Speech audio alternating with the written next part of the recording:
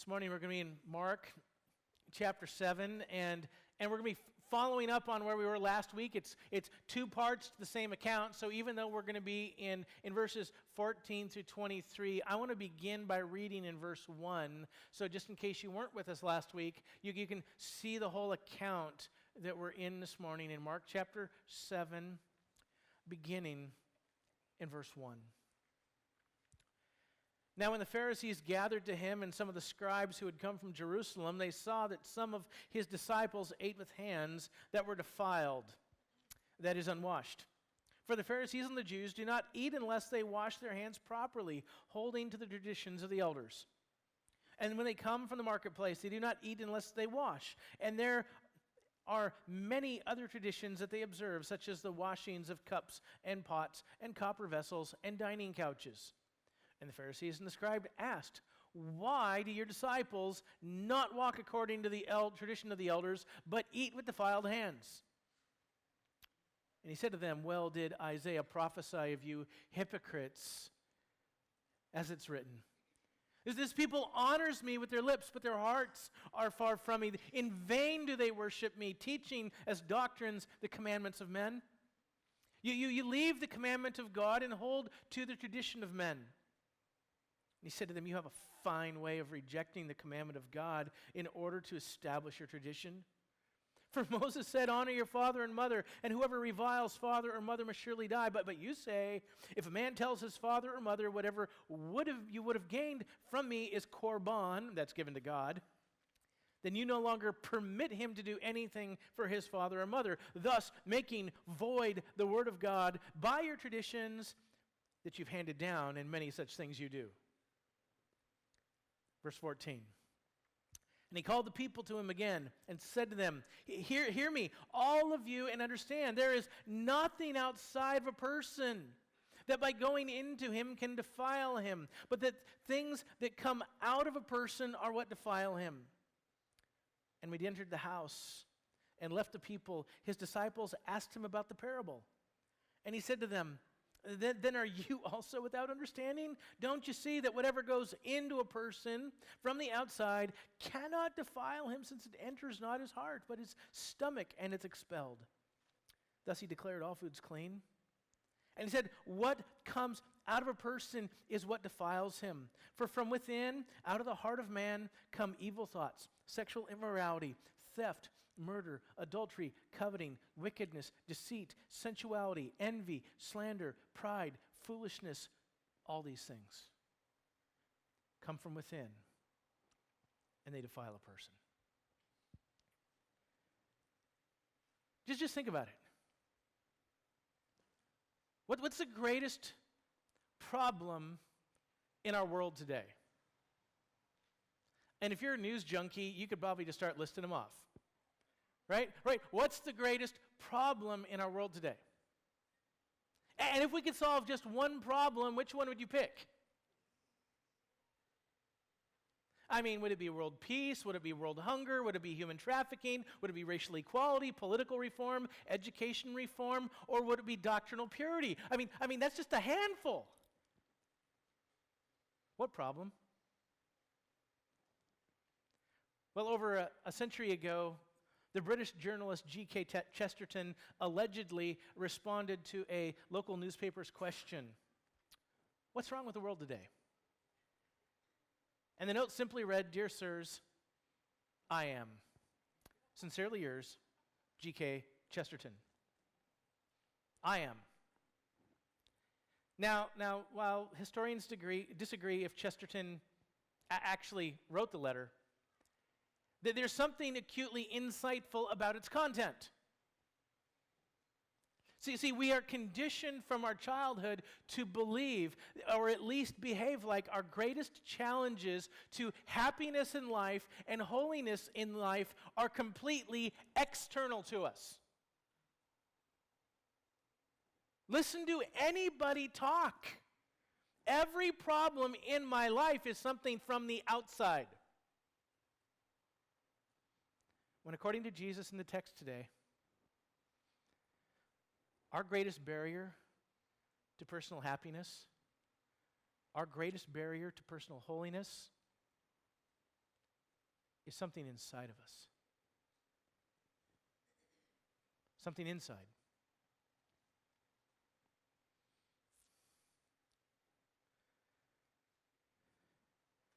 See, holiness, it's not a matter of hand washing, which is what this text is about. It's not a matter of hand washing, but a heart that's wholly captivated by God himself. That's I think, the main idea. Holiness isn't a matter of hand washing, but a heart that is wholly captivated by God himself. See, if we wanted to kind of rephrase it a different way, we could say deceitful hearts defile people, not dirty hands. And we see this in the text today in that Jesus begins with kind of this pithy parable in verses 14 through 15, and then he unpacks it with a piercing explanation in verses 16 through 23. So it's two main pieces of the text this morning, then we'll apply it at the end. So, see, did you notice at the beginning the change in audience in verse 14? Last week, Jesus is in this conversation with the scribes and Pharisees. But in verse 14, it changes. He's addressing the entire crowd. Now, the scribes and the Pharisees are likely in the crowd, but it's no longer a personal conversation. He now turns out to address everybody that's standing there. See, Jesus isn't content just to expose their wholesale hypocrisy.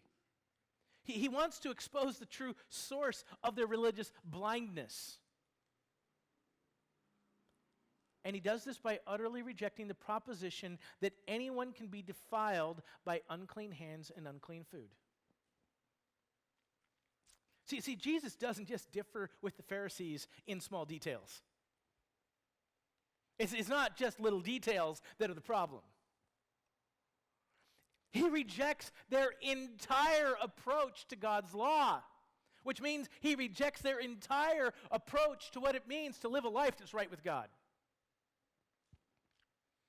They're concerned about surface impurities. They're concerned about external pieties, things that make us look like we are Christians, if we wanted to use the modern. They're concerned with fastidious rule keeping.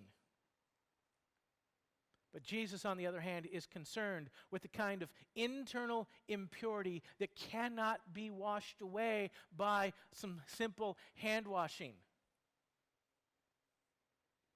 It's not going to take some antibacterial wipes to handle the defilement that Jesus is talking about, because it's the kind of impurity that flows from the inside out. But we look at verse 15, and it's easy as modern Christians to go to our Bible, read everything, and wonder why everybody had a hard time understanding, okay? But now, just imagine if you read verse 15, or you heard Jesus say what he said in verse 15, and you had no explanation, okay? Verse 15, he says, "There's nothing outside a person that by going into him can defile him, but the things that come out of a person are the things that defile him." You know, it kind of sounds like Jesus is saying, if we didn't have any other explanation, he's saying, don't worry about foods, just make sure that you keep yourself clean of any bodily discharges, because those are the things that defile a person. If they're the things that come out of a person, whatever comes out of me must be a defiling thing, so I got to be careful to wash my hands. That's what it sounds like. But that's not what Jesus means, because Jesus loves to use physical metaphors to describe physical realities. Verse 17. "And when he entered the house and left the people, his disciples asked him about the parable. And he said to them, then are you two also without understanding? Don't you see that whatever goes into a person from the outside cannot defile him, since it enters not his heart, but his stomach, and is expelled, and thus he declared all foods clean." Let's stop there. See, one of the themes that we're seeing here in the book is that the disciples, though they are close to Jesus, with Jesus, they're on the inside, that they're not understanding what they need to understand. They're still struggling. They're not there yet. There's going to be a big step when we get to Caesarea Philippi, but it's going to be an incomplete step. And what Mark has done here is in this short account, he's moved us from the Pharisees to the crowd, now down to 12 people in a house. The ultimate insiders are with Jesus, and they don't understand what he said. Jesus is expecting them to understand, but the problem is they're still seeing the world through the religious glasses that they've grown up with. As one commentator says, the disciples are like a dog looking at the pointed finger of its master rather than the object that the finger's pointing at. Right? It's like no, over there. No, stop looking at my finger. Look over there. Their focus is in the wrong area. They can't see. They need deeper discernment to understand what Jesus is saying about the human heart. But see, their problem isn't just ignorance. Their problem isn't stupidity. The problem is a persistent hardness that Mark has been showing us that is actually in the disciples' lives. And the first time it pops up that we see it is in Mark chapter 4, verse 13, that Jesus addresses it. When he tells the parable of the sower. Sower sows the seed, and the seed goes out on the rocky ground, and it goes out all over the place, and everything happens, right? And they're going, Jesus, what was that whole thing about? Mark chapter 4, verse 13, he said to them, don't you understand this parable? How then will you understand all the parables? See, Jesus, from the beginning, is expecting them to understand what he's talking about. They're close. They can ask questions. In fact, parables, as we found out when we went through there, were an invitation to ask Jesus questions. But at the same time, Jesus is saying, you're not seeing clearly. And we see the same thing show up in Mark chapter 6, verse 51 and 52. When Jesus walks across the water, when they're out in the boat getting beat up by the ocean, and he got into the boat with them, and the wind ceased, and they were utterly astounded. But that utterly astounded isn't a good thing, because verse 52 says, for they did not understand about the loaves, but their hearts were hardened. And then we're going to look forward to a passage we'll be in a few weeks, Mark 8, 17, and 18. We're going to have a bread miracle and another boat ride, and there's going to be a conversation. And Jesus, aware of this, said to them, why are you guys discussing the fact that you don't have bread? Don't you yet perceive or understand? Are your hearts hardened? Having eyes do you not see, and having ears do you not hear, and do you not remember? See, as much as Jesus is interacting with the Pharisees and pushing at their hypocrisy, he's working with the disciples' lack of understanding, but something that's actually not comprehension from their heads, but a lack of grasp of heart of what Jesus is saying. See, Jesus wants his disciples to understand that the law has always been directed to the human heart. The law is always directed to the human heart, not human performance. Which is why purity is a matter of the heart, not the digestive system.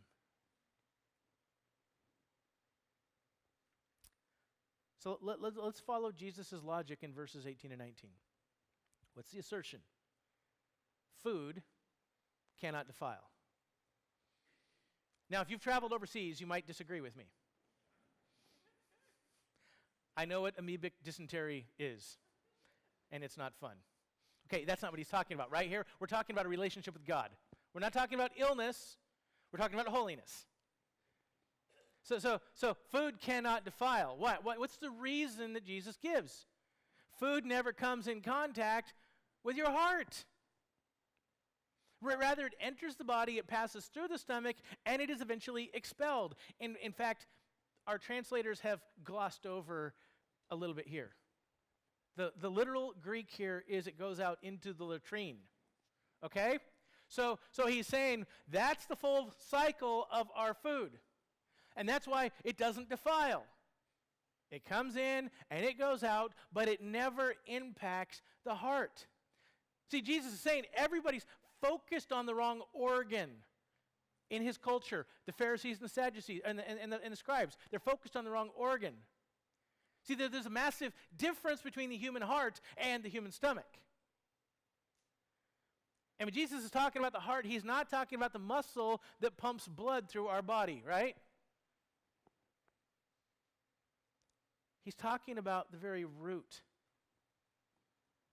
of our innermost motivations, of our desires, and our affections.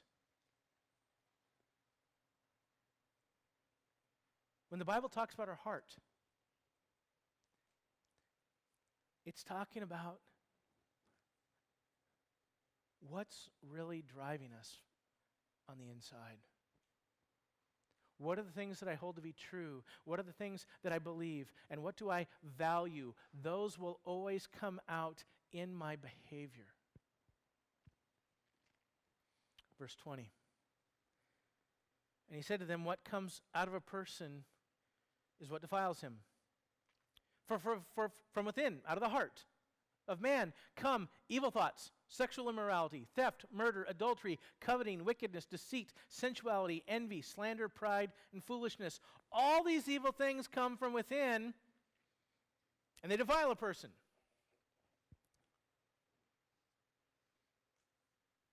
See, what does he want us to see? Sin is not something external to us. It's certainly not something that can be washed away with soap and water. A good bath.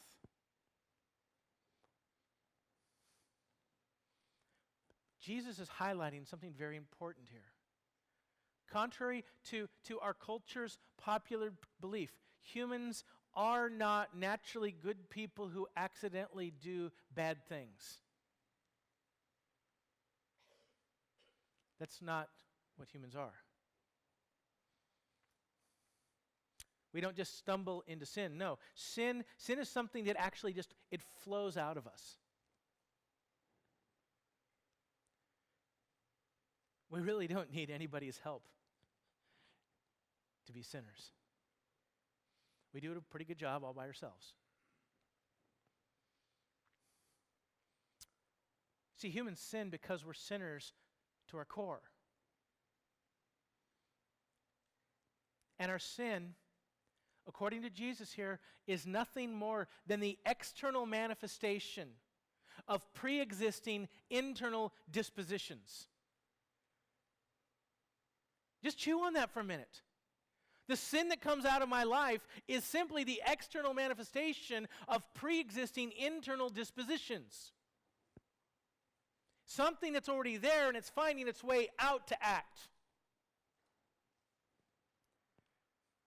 This is what Jesus means when he says, what comes out of a person is what defiles him.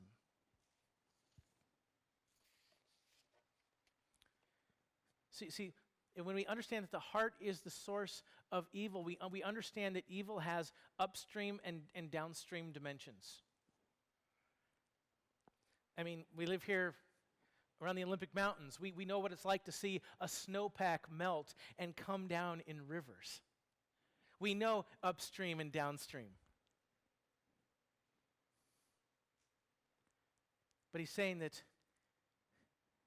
evil deeds are coming from evil desires, neither of which are imparted through physical contact or even necessarily from our environment. So let's kind of look at this and use the terms that Jesus gave us here, okay? Thinking about upstream desires resulting in downstream results.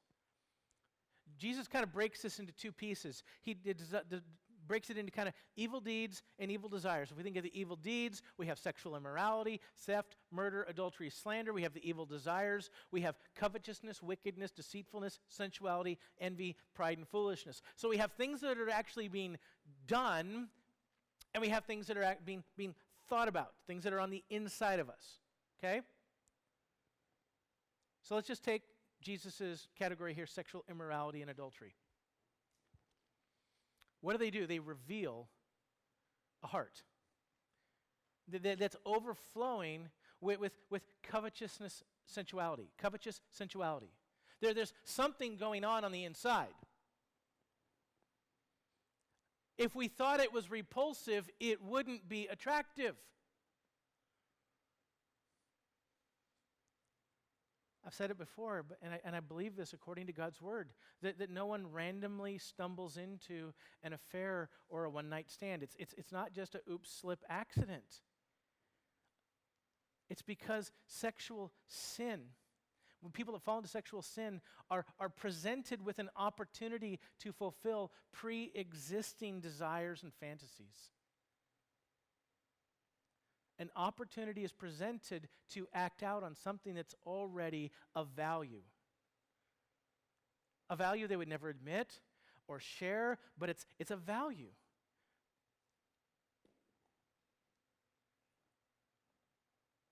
James puts it this way in James chapter 1, verses 14 through 15. Each person is tempted when he's lured and enticed by his own desire.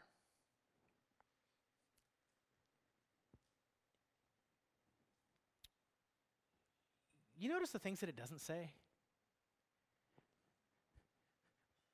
By television, by our culture, by the clothes that other people are wearing. It says it's your desire.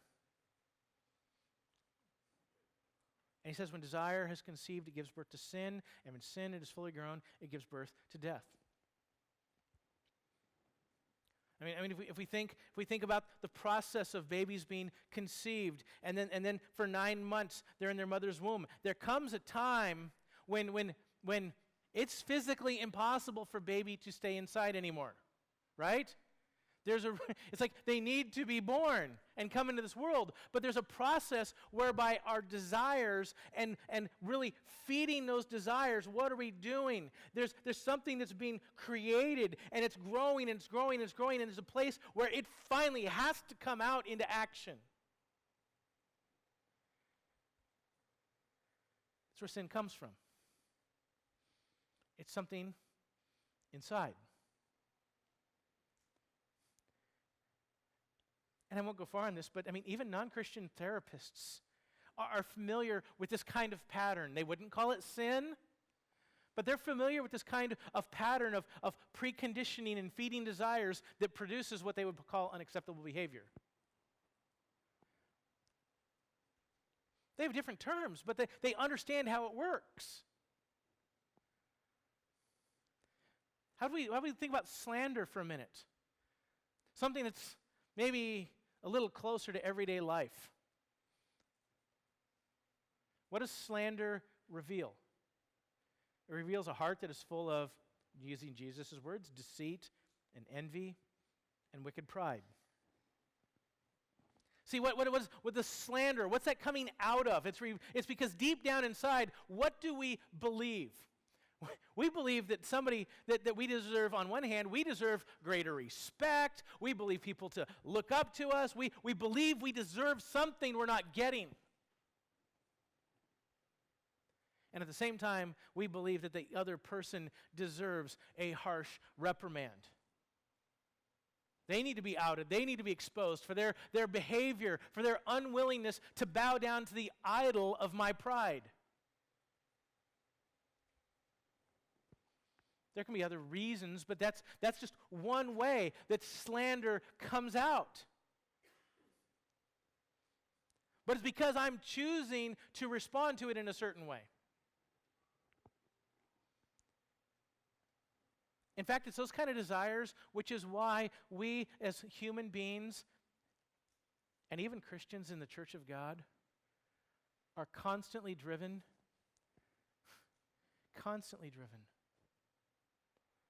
to make interpersonal molehills into insurmountable relationship-destroying mountains.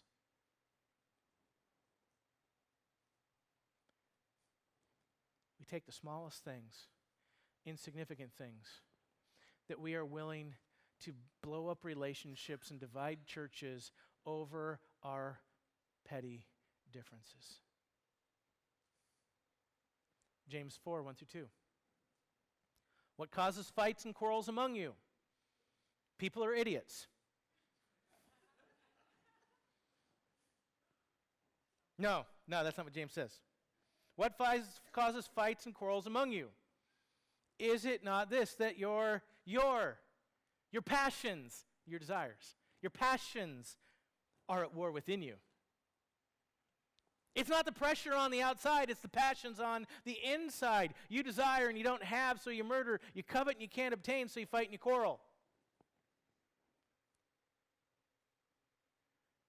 Unmet, unfulfilled desires that blow out in quarrels and anger and bitterness.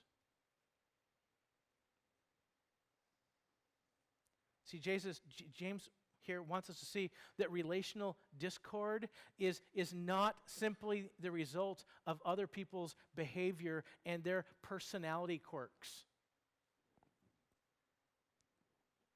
but it's our sinful passions and desires. He doesn't let us hang it on the other person. Just like Jesus, he's telling us to own it. So here's the key. Holiness is always an issue of the heart. Holiness is always an issue of the heart. Because to use another picture that Jesus uses in Matthew, the heart, it's like a tree that produces matching fruit. And I bring this example up numerous times because Jesus uses it. And Paul uses it.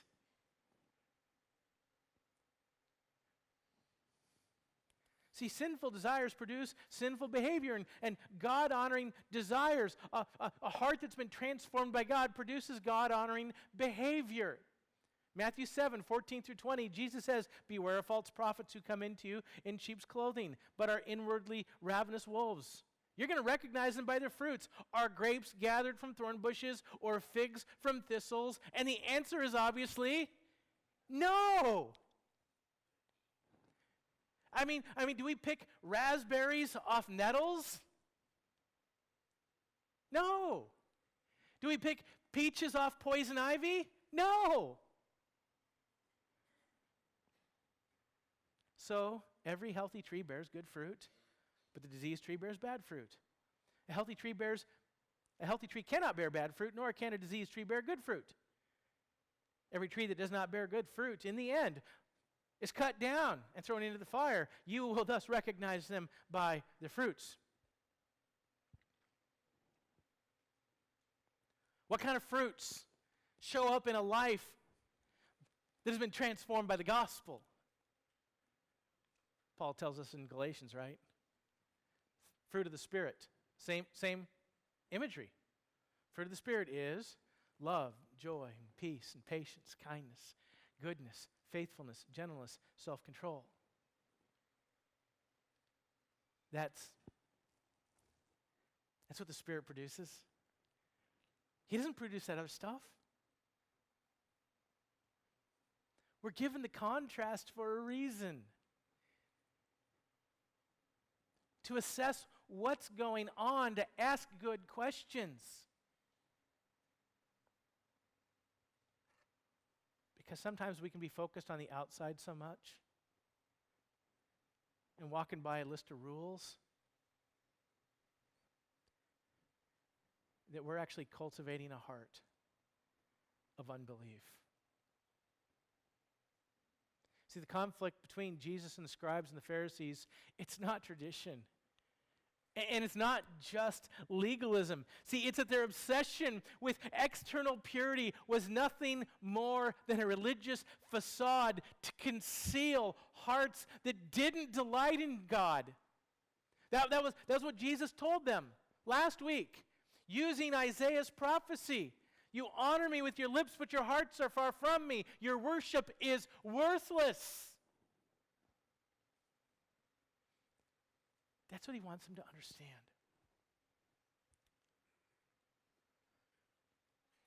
So I want to move to some application. And I have one main point of application today. And I think it's something that we can just never forget. True behavior change begins in the heart. True behavior change begins in the heart. There's a couple ways I could go about sharing this, but I've decided to give an example. When I was a youth pastor back in the late 90s, a long time ago, I was, for those of you who don't know, I was on an island in Alaska. We didn't have all sorts of extra resources, and we didn't have much for internet. But at that point in time, there was a lot of things happening in our culture and concerns in the church. And one of the biggest concerns at the time was sexual purity. And it was really for good reason. I mean, our teenagers and our young adults that were leaving the church and going off into college were getting sucked into an ever-expanding carnival of sexual promiscuity. And honestly, parents and churches alike were just overwhelmed by the tsunami of pregnant teens and STDs that were showing up in a church. And these are teens. They grew up in the church. They attended summer camp. They went on overseas mission trips.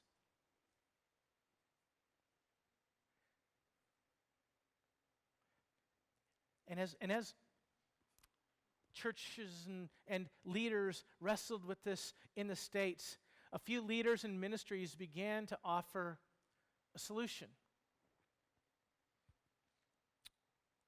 And the solution they started to offer was one where we want to protect our kids. That's the goal. We want to protect them. We don't want them to run off the cliff. And so the means they chose was encouraging kids to be thinking about things like the real danger of STDs and the overwhelming responsibility of teenage pregnancy. They encouraged them to look into the future and think about how wonderful it would be to enjoy their wedding night without any guilt or any shame over past relationships. Just the joy of not having any baggage. And even more, thinking about the promise of true, lasting love and fulfillment that they would experience with their future spouse if they just waited for the right person.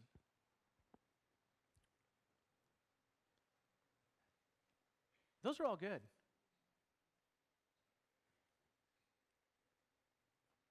And to try to help accomplish that, often there were suggestions and boundaries that were put out there to find ways to accomplish that.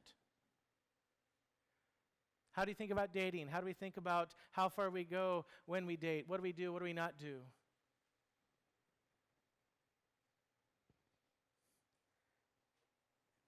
And see, across the nation, before that actually, I grabbed it hook, line, and sinker. I bought the books.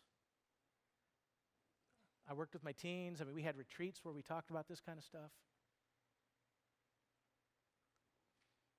I cared. And I was using it all. And across the nation, boys and girls and the like were responding in droves. They were signing pledge cards. They were buying purity rings to reinforce their commitment to sexual abstinence.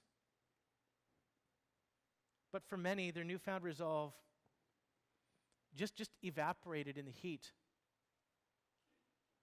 of sexual opportunity. It's not that they didn't see it as a valuable thing.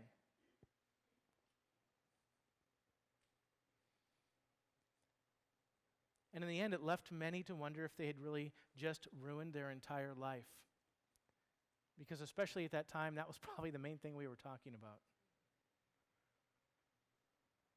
The most important thing to show that they loved God and were going to walk in His ways, they just threw out the window. They wondered, some of them were wondering, were they ever saved to begin with? Others were wondering if they lost their salvation. Others were wondering if they were still saved, if they would ever have a hope of God loving them for the rest of their life because they had blown it so bad.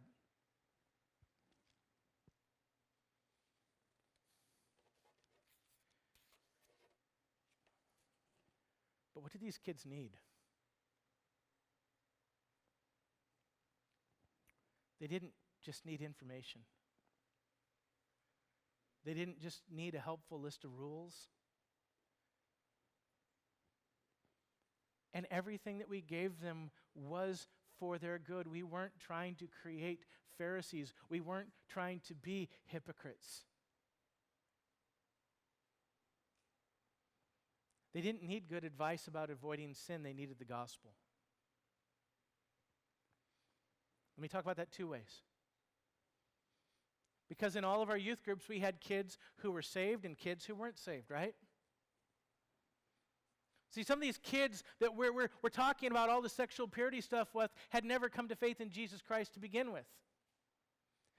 And what were we doing? We were just teaching them to please God by following a list of religious rules and practices, by following maybe the religion of their parents. The biggest problem that they were facing in their life was not sexual sin, but eternal wrath. I mean, what did they need to hear? They needed to hear the proclamation that God is fearfully holy, and that God is righteous, and that he should punish every ounce of rebellion against him. That's what they needed to hear. Because the good news begins with bad news. It's so much worse than messing up your future with what you do with your body. It's much worse, though that is important to God.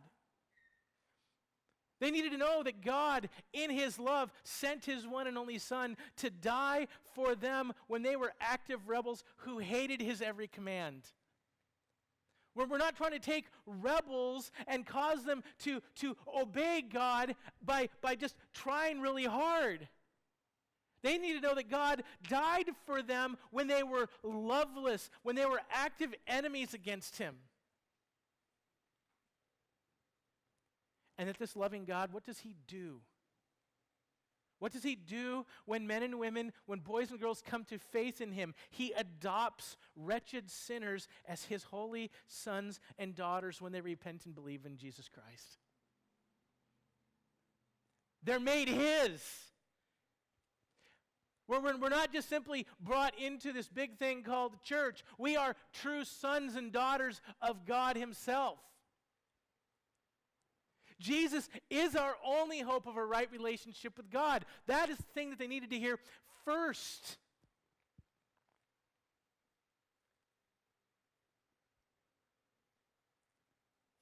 But then on the other hand, the kids who were believers, who did know Jesus Christ, they didn't need a list of rules. They needed the gospel too. But they needed the gospel in a different way. Not calling them to faith in Jesus for salvation, but we needed to help anchor them in the implications of the gospel. What happens now that I am a Christian? What benefits do I have? What does this relationship look like?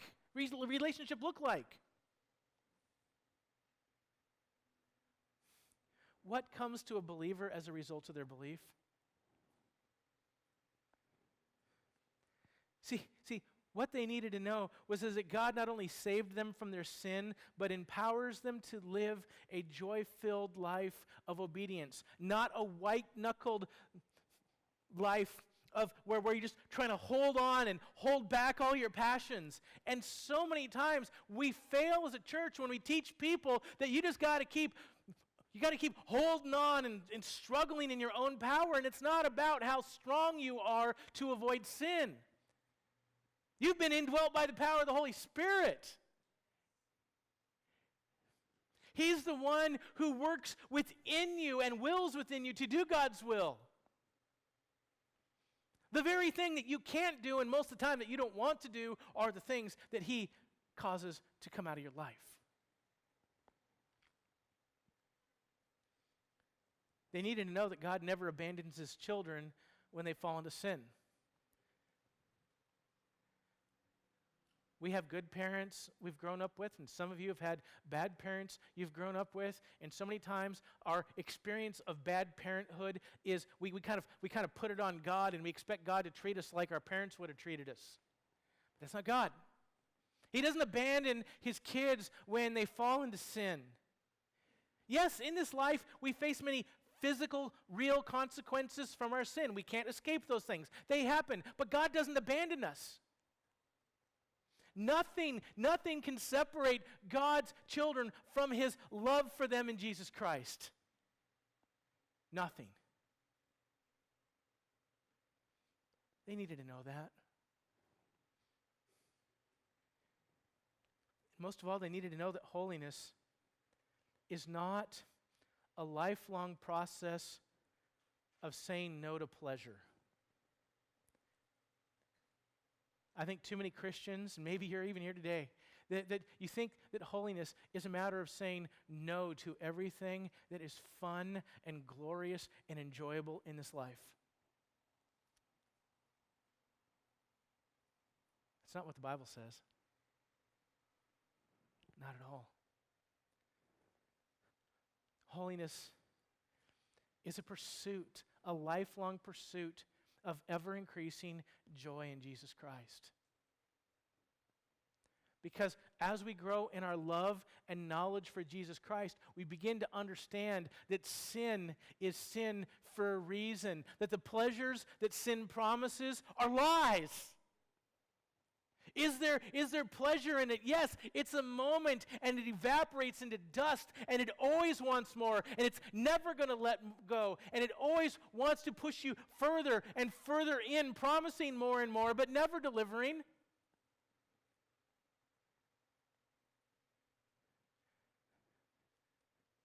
But as we grow in our love for and our understanding of Jesus, we find that obedience is delightful. And we find out that holiness is joy because he's worthy. And we find greater satisfaction in our pursuit of him than anything else in this world.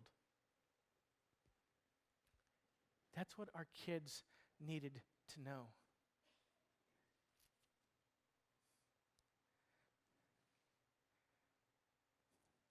So to boil it down, the fundamental problem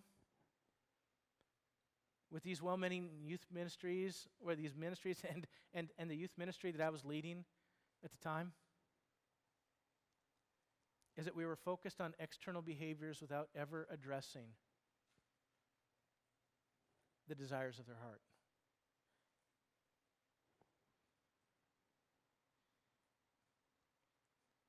We need to create holy affections. That's what we want to foster. We can't merely teach people, especially kids, to suppress their lustful desires through the fear. That's what it was. Suppress your desires through the fear of STDs. Suppress your desires for the fear of unwanted pregnancy. Suppress your desire for the fear of messing up your marriage. But guess what? That fear is never enough to overcome the desire that we fuel on the inside of us.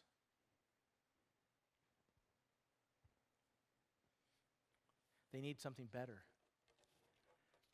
Holiness is not just about saying no. It's about pursuing something better.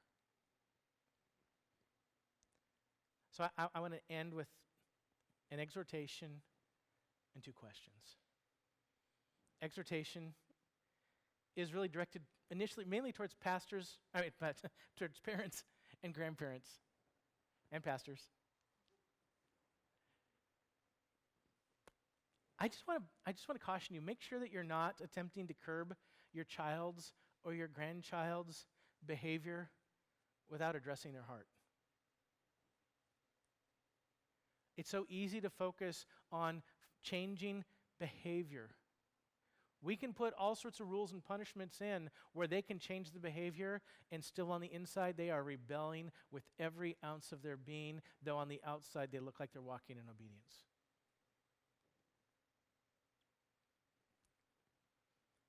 We don't want to just make morally compliant, hypocritical Pharisees. We want to do everything we can, first of all, to lead our children to saving faith in Jesus Christ. And then after that, to shepherd their hearts so they see and savor and delight in Jesus Christ more than the pleasures of this world. That's what we want to do. So, two questions. These are broad questions. But just assess what's coming out of your life today. What do your attitudes and actions have to say about the current condition of your heart? That's worth thinking about. Out of the heart, so the mouth speaketh. Out of the heart flow every manner of evil desires, and those are the things that defile us. What's going on in your life? And what does it say about the true spiritual health of what's inside? Second question. How are you pursuing holiness today? Are you white-knuckling it? Are you just saying no? Or are you saying yes